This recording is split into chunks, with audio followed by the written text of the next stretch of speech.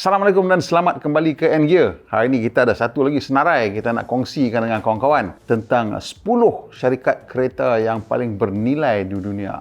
Apa syarikat kereta yang paling besar di dunia? Anda tahu tak? Yang berebut angka jualan paling besar di dunia ialah Toyota dan Volkswagen. Jadi Toyota dan Volkswagen ni setiap satu menjual sekitar 10 juta kereta. Kiranya diorang dua orang tu kalau campur 20 juta lah. Kadang-kadang dia ni lebih sikit, kadang-kadang yang sana lebih sikit. Tetapi yang peliknya mereka bukanlah syarikat kereta yang paling bernilai di dunia.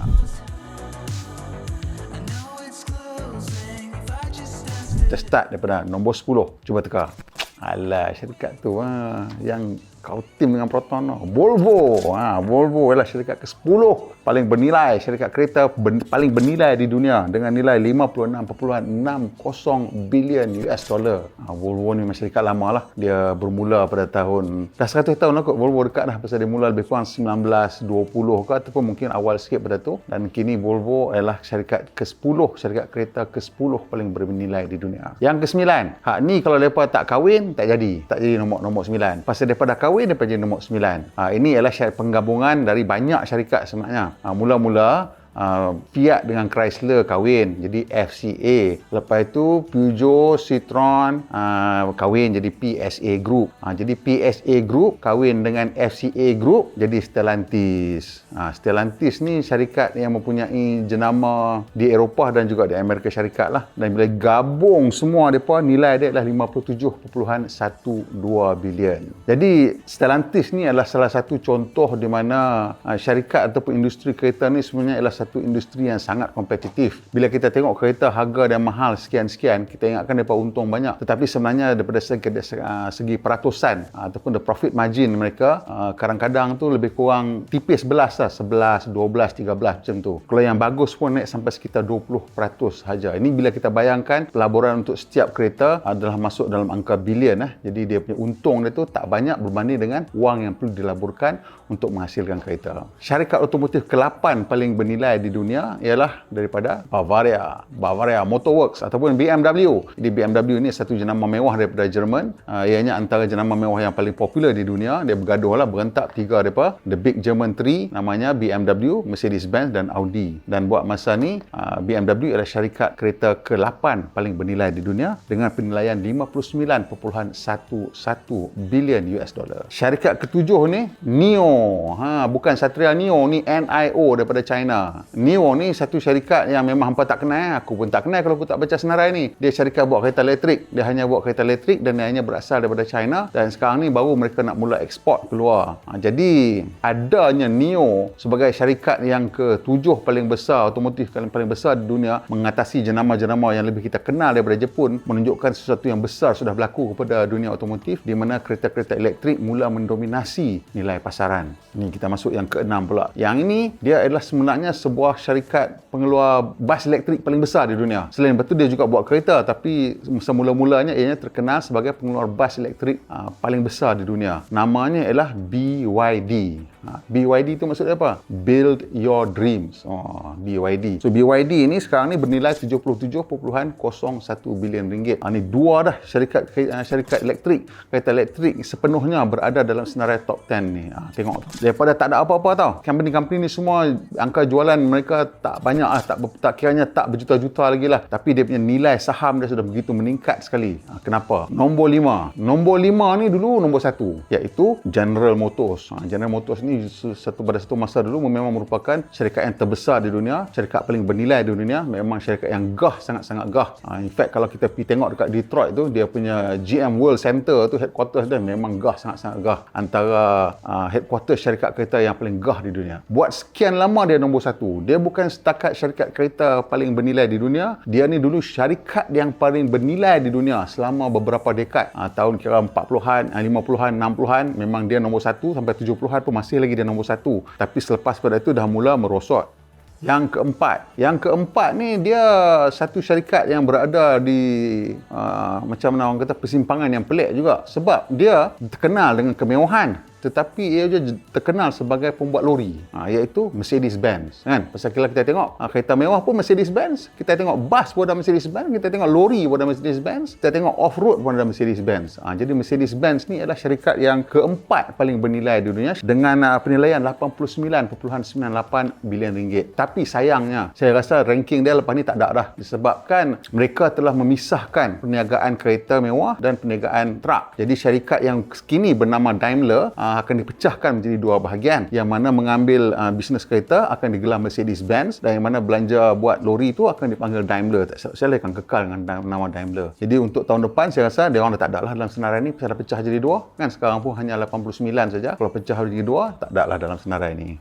Tempat ketiga dengan tempat kedua ni dia orang memang fight. Dari segi angka jualan pun fight rapat, dari segi nilai saham ataupun nilai syarikat atau market capitalization pun dia orang rapat fight. Jadi buat masa sekarang ni kita punya sumber ni ialah companiesmarketcap.com. Jadi syarikat ni dia ikuti harga saham setiap syarikat yang ada di dunia ni ataupun di pasaran-pasaran besar, dan daripada situ kita boleh periksa lah nilai harian. Jadi nilai yang saya sebut hari ni ialah nilai yang saya baca pada hari Jumaat 12 hari bulan Mac tahun 2021. Volkswagen berada di tempat ketiga dengan penilaian 127.50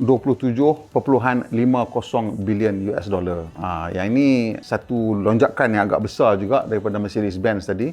Pasal memang kalau kita tengok angka jualan Volkswagen dengan Toyota ni, dia punya beza dia dengan syarikat-syarikat lain banyak sangat besar. Dia orang tinggalkan syarikat-syarikat lain. Lepas tu bila kita tengok dari segi nilai saham pun memang ada lonjakan yang agak besar. Tapi yang lebih peliknya, walaupun dia orang punya angka jualan lebih kurang sama, lebih kurang 10 juta unit kereta setahun, tetapi Toyota mempunyai nilai pasaran yang lebih besar lagi. Ia berada di tempat yang kedua bernilai 207.19 bilion US dollar, hampir 2 kali ganda nilai Volkswagen. Kenapa? Itu saya tak pasti kenapalah, tapi orang kata Toyota ni dia antara sebab kenapa syarikatnya sangat kukuh ialah sebab keuangan dia sangat kukuh, dan antara sebab kenapa keuangan dia sangat kukuh pasal Toyota memang sangat tegas apabila kita kira tentang kos dan juga tentang warranty. Jadi Toyota ni antara salah satu fokus dia ialah untuk memastikan syarikat mereka tidak dikenakan warranty claim yang tinggi. So dia punya fokus memang kat situ. Kerana ni penting, kerana kita kena faham struktur syarikat kereta ni macam mana dia punya keuangan dia. Bila dia hasilkan kereta dengan dia punya sasaran jualan, dia kena letak dalam buku dia satu amount untuk warranty. Jadi amount ni dia tak boleh claim masuk balik sebagai untung dalam syarikat dia selagi the production run kereta tu tak habis dengan warranty period dia tak habis. So selalunya dia akan letak dah berapa sekian peratus, dan kalau kita tak claim benda tu lepas habis dia punya tempoh dia, itu masuk balik ke dalam aliran tunai sebagai keuntungan. Jadi Toyota mencekap kat bahagian-bahagian ni, tu pasal dia punya nilai pasaran dia agak tinggi daripada Volkswagen. Champion yang paling rempit sekali dalam senarai ni ialah Tesla. Jadi Tesla ni ialah sebuah syarikat kereta. Tesla bukan syarikat kereta, tetapi dia dikumpulkan dalam kumpulan otomotif pasal produk dia yang paling nampak, yang paling jelas ialah kereta. Sebenarnya Tesla ialah sebuah syarikat perisian. It's a software company pada saya lah. It's a technology company, small ke arah software company, sebab cara-cara mereka bentuk kereta tu pun adalah sebagai sebuah komputer yang ada di atas roda, dan cara dia boleh update over the air, dan cara kereta tu boleh pandu sendiri, semuanya sebenarnya mereka bentuk sebagai komputer yang boleh kita naiki sebagai kereta. Jadi disebabkan inilah pasaran di saham di Amerika Syarikat sangat teruja dengan Tesla ni, sehingga nilai sahamnya melonjak mengatasi, kalau kita tengok tadi kan nombor 2 sampai nombor 7 tu kalau campur tak dapat lagi nilai Tesla ni. Berapa nilai Tesla ni? Tesla hari ini bernilai 671.51 bilion US dollar. Kalau banding dengan Toyota pun dia 3 kali ganda lagi besar. Kalau banding dengan Volkswagen dia 6 kali ganda lagi besar. Yang lain-lain tu tak payah cerita lah, kesian kat dia.